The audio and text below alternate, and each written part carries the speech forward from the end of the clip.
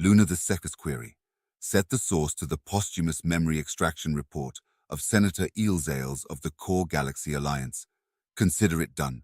Luna the Second query. Now tell me in detail the events that took place inside the UXRS moments prior to its destruction.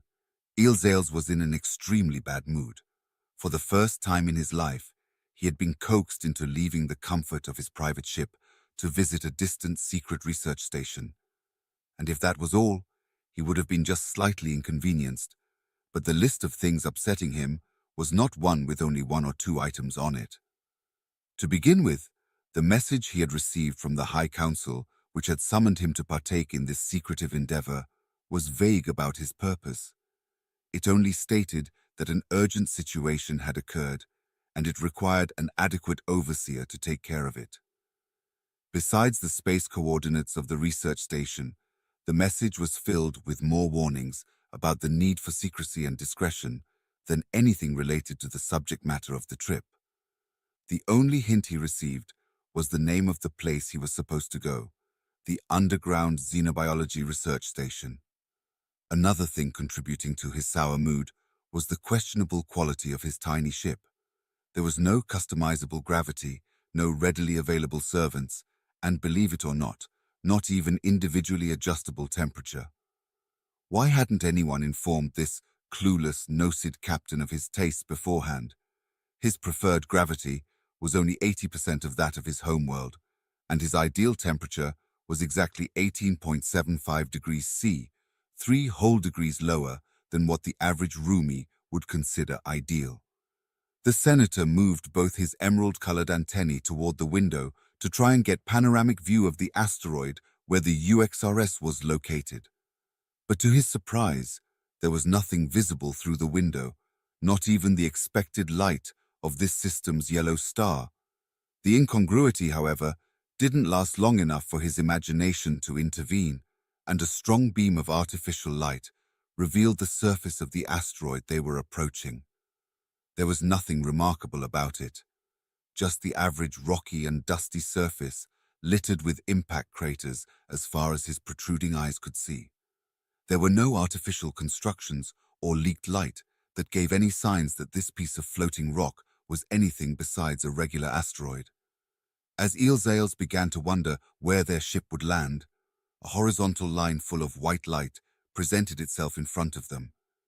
In no time at all, the line grew bigger and bigger until his eyes got a full view of the landing bay, behind what he could only call the most perfect giant hidden door he had ever seen.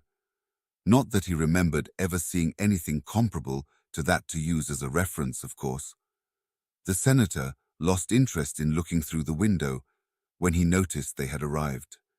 There was nothing that could hint at the nature of his mission in sight, only a few unremarkable ships close to the spot they were about to land. This prompted him to check if his loose robe and his insignia were as pristine as they should be. His antennae moved independently and guided his protruding eyes to inspect both his front and his back at the same time. Noticing that there were no wrinkles or dust sullying the beauty of his traditional light green robe, Eelzales' mood improved ever so slightly. But that changed quickly as he detected a single black spot hiding some of the intricate patterns of the luminarite jewel, the core part of the insignia that hinted at his distinguished status as a senator of the Core Galaxy Alliance.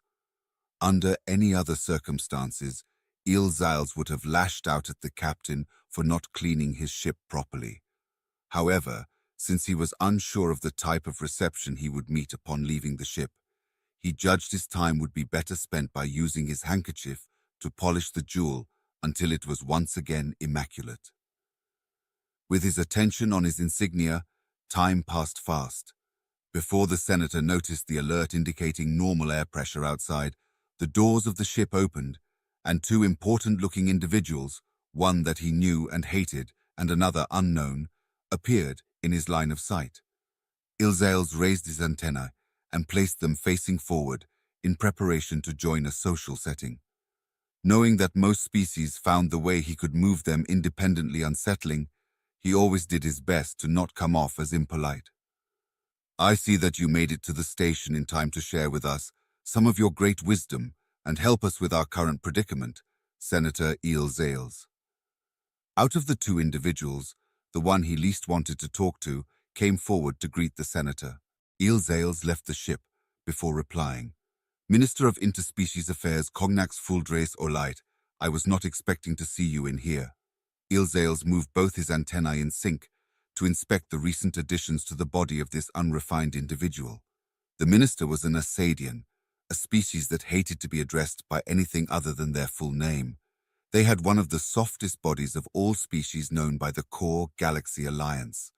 Their boneless and shell-less natural body could only stand erect on their two legs, with the help of the Countess pebbles and tiny crystals that they attached to the exterior surface of their soft frame.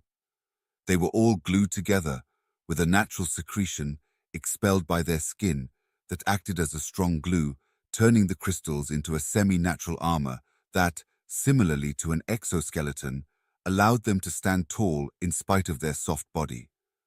Zales noticed that a couple of shiny purple crystals had been added to the already otherworldly expensive collection of jewels flaunting the Asaidian exterior. He could only mentally curse at the display of wealth of his political foe. It's usually my job to oversee facilities such as these, especially when there's a calamity. The minister had no reason to avoid being dismissive in his remarks to the one who had been summoned to do his job in his instead.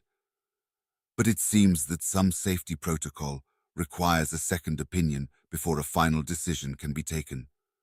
We both know that the High Council can decide on a whim which safety protocols should be enforced. Zales didn't need to lie to get back at the Asadian. The truth would suffice. And if I'm here now, it's because they might not agree with whatever solution you propose to deal with said calamity. The Asadian's 6 sideways-facing eyes became slightly more intense in the greatest display of emotion his species was able to convey across the interspecies barrier. Before he could vocally reply to transmit his current emotions, though, someone else spoke. I apologize for interrupting your exchange, exalted ones, but I'm afraid we have an urgent issue to tend to, interjected the female Nosid that was twice as big as the captain and at least a head taller than both bureaucrats. And for this reason, I'm keeping the introductions short, if you allow me, Senator Zales. Zales bent his antennae in acquiescence. I'm the director and lead researcher of this station. My name can't be translated into your language, so you can call me just Fora. I've been told that you are unaware of the kind of work we do here, but we can go over that on the way to the specimen. Zales was used to interacting with male Nosids, but it was unusual for him to have a chance to interact with a female of their kind. They were the epitome of a rare phenomenon where nature had decided an extremely high degree of sexual dimorphism would give their species an evolutionary edge. This caused the females to develop sturdy frames and powerful wings, while the males remained just as the below-average ground-bound bipedal reptilian, which prompted a skewed sex ratio evolutionary trait to end up in their genome, given that the females were much more resource-intensive to maintain. That'd be most ideal, Director Fora. I can only imagine the kind of work you all do in here, judging by the amount of secrecy. Zales kept a diplomatic tone in his reply, but inside, he became a little bit apprehensive at the mention of the word specimen. You'll understand why all the secrecy soon enough, Senator. Fora was impatient. Now please follow us into the research area. This place is deceivingly larger than it looks like from the outside, and it takes time to move around the containment units. His apprehension only intensified at the mention of the containment units, but he shoved it into the back of his mind and followed Fora, who led the way. After passing through an airlock and going through both doors, Zales got a first-hand view of the research area. Within the span of a few seconds, the senator went from a state of apprehension to one of shock. Upon seeing what filled the research area, the senator lost composure and both his antennae moved independently, each scanning one side of the open space. His left antenna was trying to follow a small being trapped inside a double-walled cell made out of transparent material. The small quadruped was lightning fast. It was using its suction cup-like tipped fingers to stick to the walls and jump frantically from one side to the other in an attempt to flee from the reach of a robotic tentacle that was trying to grab it. Eelzale's right antenna, on the other hand, was transfixed on a still target. It took some time for the senator to associate the emaciated being with the powerful Unnel, one of the strongest sapient predators ever discovered by the Core Galaxy Alliance. From what the senator could tell, the male Unnel must have been starving for more than 50 standard rotations to end up in his current state. The sight of the prideful but peaceful predator, one species that Senator Eelzales had interacted with personality on multiple occasions, reduced to a shadow of its former self, was a tough sight for him to witness. Eelzales took several seconds to regain composure. "By the void, what is the meaning of this?" "Deathworlders, Senator. Someone has to study them." Fora had a hint of satisfaction in her voice as she appreciated the most recent reaction of someone entering her research station for the first time. "All these cycles doing this job, and it never gets old seeing you bureaucrats freak out with this place." While Fora spoke, the Unnel individual slowly turned toward Eelzales, which prompted the senator to look away. The barrage of emotion contained in the profound, piercing gaze of the enclosed predator was too much for him to bear. As a form of avoidance, Eelzale's right antennae joined the left one in an attempt to follow the fast quadruped in its struggle.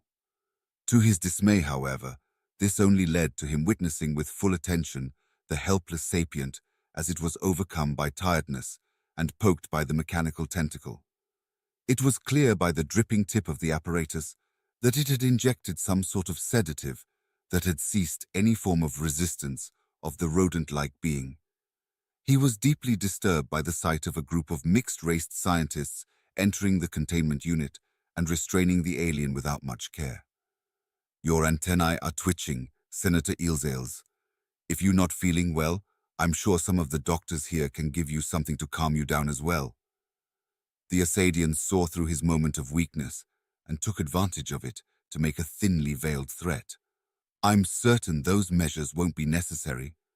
Fora had been doing this job long enough to know that it would only take some explanations to show reason to the senator. "Our job here is not to cause meaningless suffering to those unfortunate specimens, but to engage in the pursuit of knowledge that will benefit the collective of the galactic community. While you seek ways to pacify the Deathworlders through politics, we—" A nagging voice inside Eelzale's head scoffed at the deluge of justifications Fora offered him. He felt so sick of it that he spaced out at some point and found himself in a weird state where he was watching her snout move, but no sounds reached his inner world. In this state, he contemplated his life choices, trying to trace back which stupid decision was the root cause of him being in such a predicament right now. Was it blindingly agreeing to travel all the way to the UXRS to do the High Council's bidding? Or was it becoming a senator in the first place? None of that mattered. He couldn't change the past. What really mattered was what he would do now. Should he play along for the time being and later expose them for their cruel acts? Or should he run toward the ship and try to get away from there? No, none of that would work. He had a name, a clan, a successful career, and a very nice private ship. He would lose all those if chose any of those paths. There was only one solution. He had to silence that nagging voice and let his rational side take control and act in his best interests. He came here to do a job, and he would do it. And then, he would hopefully forget about all of this and move on with his life. "I see your point, Director Fora. I can't say I agree with your methods, and I won't pretend that I don't believe a political approach is a much preferred way to prevent the damage caused by Deathworlders." Eelzales did his best to rein his emotions in and perform the same neutral diplomatic tone he had been practicing for ages. "All you need to know is that I won't get in the way of your work, neither now nor in the future. The High Council always chooses well their representatives." Director Fora was visibly amused by how little convincing it took to get the senator to cooperate. "Now let's get moving. We can't let our specimen wait forever." Tisk! The Asadian minister was not pleased by the outcome. Zales took a last glance at both containment units and swallowed hard. His mental state was so unstable that he almost failed to notice the duo was already walking ahead. They proceeded through the path in between the cages, with the senator walking quietly and keeping his antennae lowered. He realized that there were many more than just 2 containment units, but he refused to look at them. Upon noticing that the Nosid and the Asadian had stepped into some sort of floating platform and had their waiting gazes aimed at him, he hurried to catch up with them and boarded the thing without inquiring about its purpose. "You seem distracted, Senator." The minister decided to test the waters, since subtle cues were hard to read in an interspecies context. "You should just tell the High Council to follow through with my idea and be done with it." Preposterous. Zales realized he was showing weakness and immediately retorted to improve his facade. "If your idea was so good, I wouldn't even be here." Fora didn't even try to use her voice to intervene this time.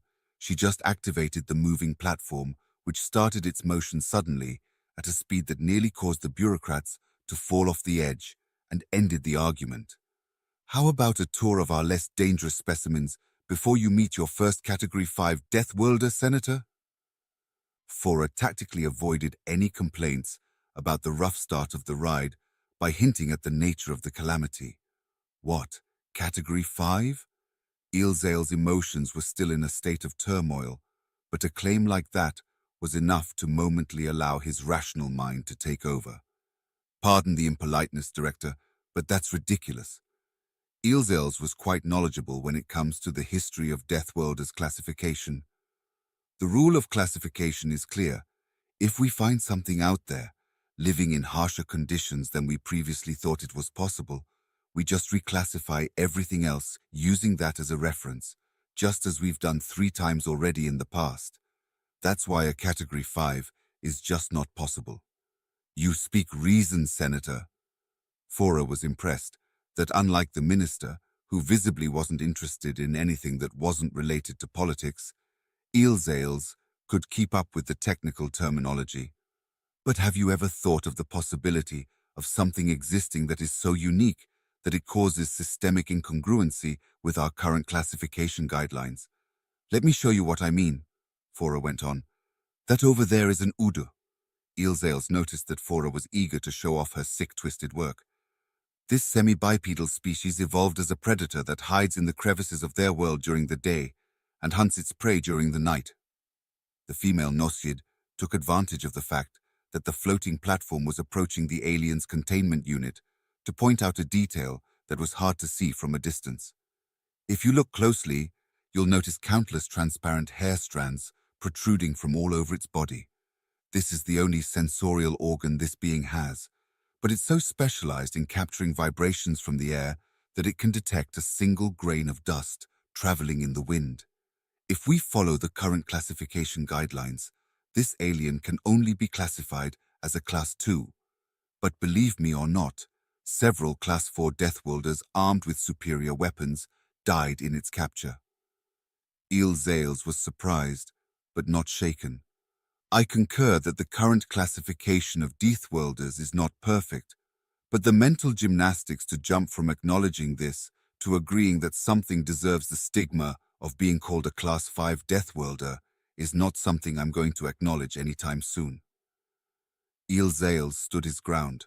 For someone who accepted the existence of this place so easily, that is some serious level of commitment about some pointless terminology. The Asadian minister would not miss a chance to bash his adversary, even if the current subject of their discussion didn't appeal to his interests. "I would have said the same thing as Senator Zales, had I not seen the specimen with my own eyes." Fora came to his defense, causing the senator to feel terrible, since the last thing he wanted was to have any association with this female Noskid. "What is so special about this specimen?" Zales wanted to withdraw from the direction the conversation was taking. "Have you ever heard of humans, Senator?" The floating platform began to lose speed as the director spoke. "Of course I have." Zales had spent most of the previous 2 standard cycles helping to elaborate policies to mitigate the danger potential of this particular species that had been found outside of the charted systems of the galactic center. But if it's one of them that you're insisting on calling a Category 5 Deathworlder, I'm going to be quite disappointed. The floating platform stopped completely. What about the Arisians? Have heard of them? Ilzales became instantly annoyed by the no-skid. He couldn't see where she was going with her inquiries and felt he was being played with. The name rings me a bell. Are you talking about those Shadowlings Deathworlders that are only good at working as mercenaries? Ilzales struggled a little to make the association, since Shadowlings were the common term used to refer to that specific race. Precisely! Fora was surprised the senator was able to figure out what she was talking about. It's been a long time since their homeworld became the current benchmark for what a Class 4 Deathworld should be. Ilzales took a look around in a vain attempt to find a Shadowling. I don't see how you could classify them as anything other than a Category 4. You are right on that assumption, Senator.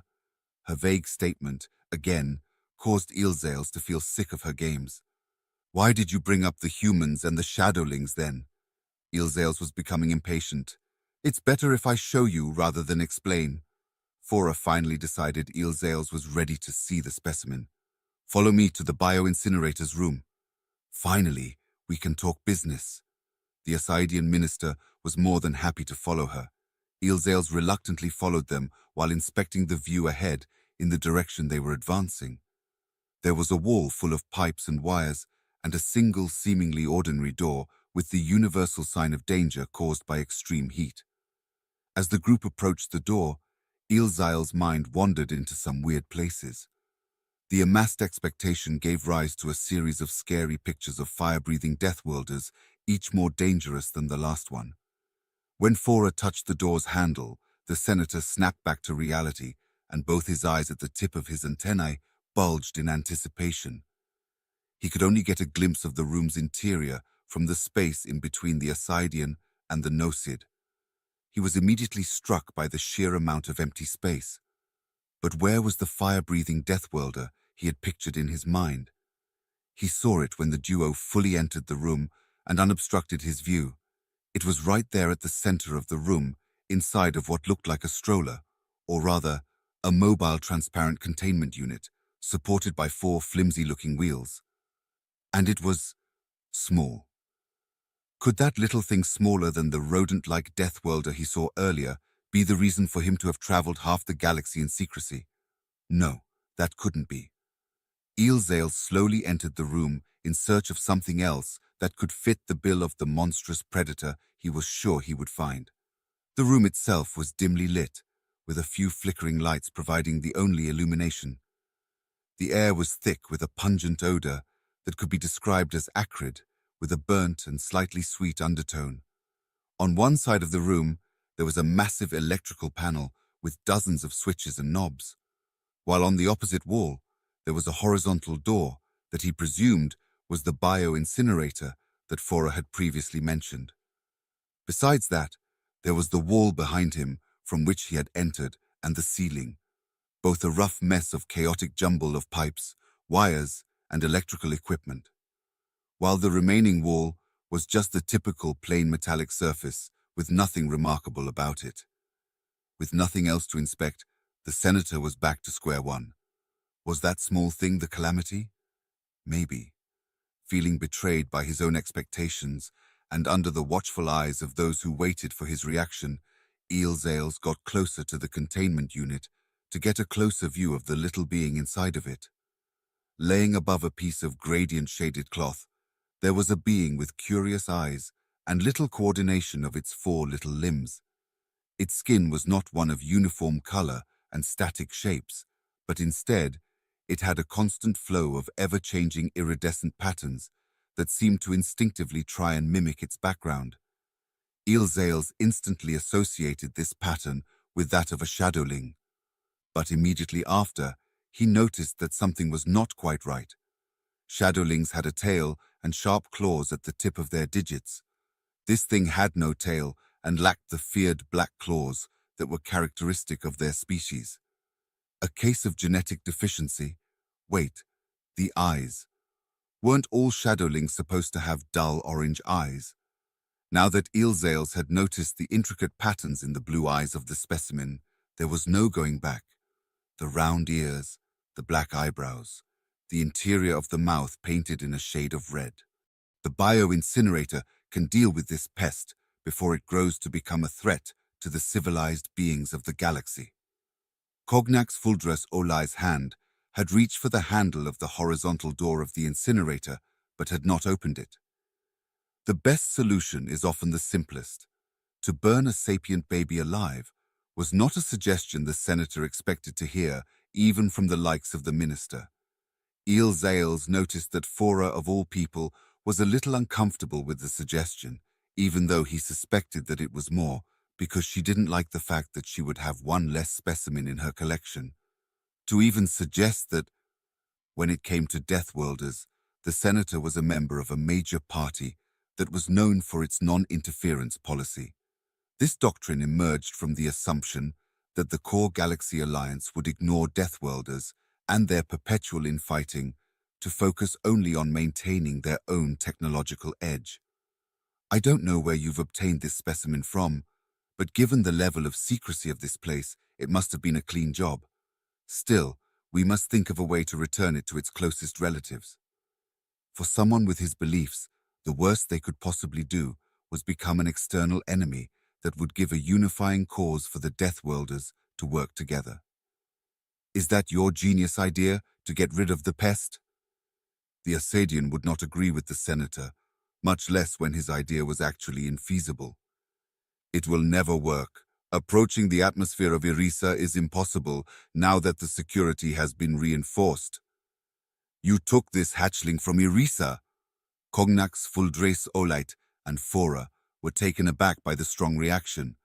The base of Ilzale's antennae instantly exhibited a purple tone, and his gaze locked on the minister. No need to freak out. The job was done by hired pirates. There's no evidence that links the abduction to us. The Asadian retorted. Utterly stupid! Ilzales uttered those words centimeters away from the minister's face. He knew how much Deathworlders were protective of their offspring. His job had also given him some insight into their tendency to act, even when not backed up by evidence. The Asadian felt threatened by the close proximity and took a step back.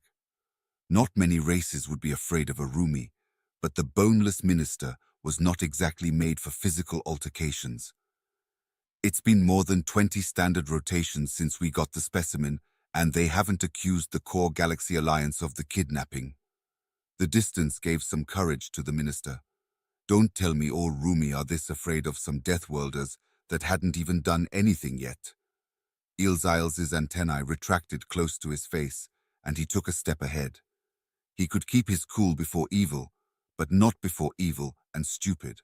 All the psychological tension accumulated during his visit to the underground station was released into a single physical movement that ended graciously with the palm of the senator's hand in the face of the minister. The soft head of the Asadian deformed with the impact, as a brief lapse of his consciousness caused his lower limbs to bend in one of the junctions of his semi-natural armor. Before hitting the ground, he recovered just enough awareness to avoid falling flat on his face by using his upper limbs to cushion the impact. But that didn't keep a few of the valuable crystals of his armor from separating from the rest and hitting the ground in a series of individual clicks. You dared, the Asadian monotone persisted. You witnessed his aggression, didn't you, Director? Fora didn't reply. She had a worried expression. Even though she was technically in charge there, both of them were big shots outside. Getting involved in their altercation would inevitably be a lose-lose situation for her, no matter who she backed up. Ilzales is clearly unfit to make decisions.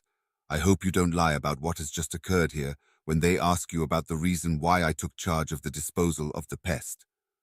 The minister didn't wait for her reply and announced his position. Ilzales' consciousness sobered after his outburst. Hearing the Asadian accusation, he immediately understood that his reckless attitude had caused him to lose the argument and had sealed the fate of the baby. Thoughts such as keeping using force to get things his way did cross his mind. But where would that path lead him to? To kill a minister? To save a Deathworlder? He was no hero, much less foolish enough to let his empathy get the better of himself. "I'm putting an end to this calamity right now," the minister declared as he opened the lower door of the bio-incinerator with both hands. The frightening roar of the flow of hot plasma moving inside the waste disposal chamber propagated through the room as the minister prepared to push the sealed containment unit toward the opening. Ilzails found it increasingly hard to watch the scene. His nightmarish memories of this moment were deeply unsettling, but quite clear. As he faced the urge to look away, in a form of self-inflicted punishment he subconsciously imposed on himself, Ilzails watched carefully, the mobile containment unit being pushed toward the edge. At the decisive moment, however, the anticipated vicarious pain gave way to actual pain. At the same time that a deafening noise hurt his sound receptors, his eyes caught a lingering trail of sparks coming from somewhere in the center of the plain-looking wall. Bang! The roomy, remarkably good eyesight was able to capture a glimpse of a shockwave that started from the minister's center of mass and propagated to the rest of his body. Just like a soft watermelon being shot by a .50 armor-piercing round, the body of the minister exploded, with thousands of tiny crystals soaked with his insides flying in all directions. While some of these crystals were expelled too fast for the senator to perceive them, he still saw Fora's staggered expression as the bulk of the crystals rained down on both of them. The only one spared from the gore shower was the baby inside the mobile containment unit. This must have been an accident, Fora tried to rationalize. Some high-pressure pipe must have failed. Ilzails knew it was no accident. His subconscious protected him from putting that suspicion into organized reasoning, but that didn't keep him from throwing a fearful gaze at Fora, making it clear he disagreed. "Of course it's an accident. There's at least 3 meters of dense rock separating that wall from the void. What else could it be?" Fora's whole body was shaking. "Here, I can prove it." Ilzail's eyes widened in an attempt to keep her from doing something stupid, but it was too late. Fora took a single step toward the wall. Bang! Ilzails would never know what she wanted to prove. Her headless body fell close to him as a puddle of red spread.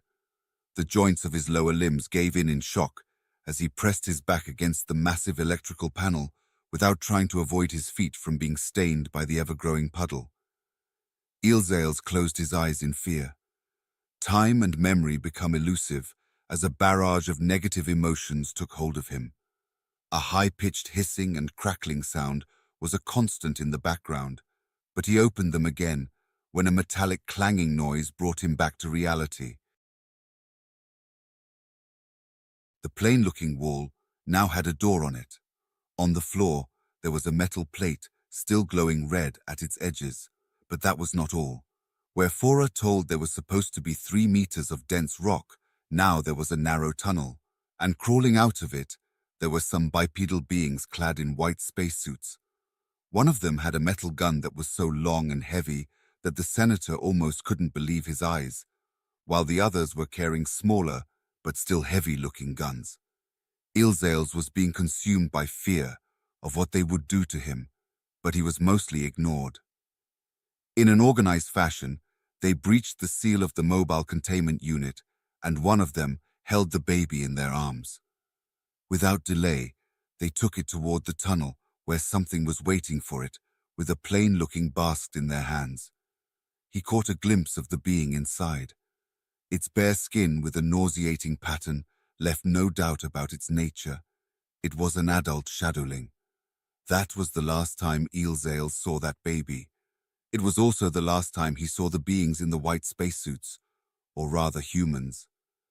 The group of 4 individuals didn't return to the tunnel, nor did they interacted with him. But instead, with weapons in hand, they ventured deeper into the station, away from his sight. The uncertainty of being ignored like that felt almost worse than if they had put a bullet through his head there and then. The short solitude that followed was filled with the sounds of gunshots and explosions. As far as Ilzails could tell, The few scientists he saw before wouldn't be a match for a group of well-equipped Deathworlders. When silence finally took over, he thought it was time for their return and his judgment to be passed. What came for him, however, was not the humans, but the same emaciated Unnel he had watched through the containment unit earlier. Eelzales didn't avoid his gaze this time. The four-eyed giant that under normal conditions would have been a mountain of muscles approached him slowly, as if it was about to collapse from all the effort. Every fiber of the senator's being was telling him to get up and run, but for some reason he stayed still and allowed the alien to get close enough that his antennae had to be vertically aligned to keep eye contact. Ils. The Unnel spoke not on the typical vocal range of his species, but tried to mimic what a Rumi would sound. The senator spent many seconds racking his brains to try and figure out the meaning behind this action, but he only got the message when he stopped trying. I know who you are. When a flash of understanding was externalized in Eelzale's eyes, the Unnel grabbed both his antennae and pulled them apart with violence. Visceral pain was felt in the form of an electrical shock caused by his nerves being forcefully disconnected from his brain. Eelzale's last living memory was just like that, painful, abrupt, and tasteless. Asterisk. This was an account of the last events that took place inside the UXRS moments prior to its destruction.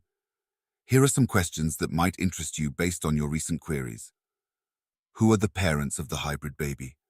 What happened to the imprisoned Deathworlders? How did the Core Galaxy Alliance take the news of the missing research station?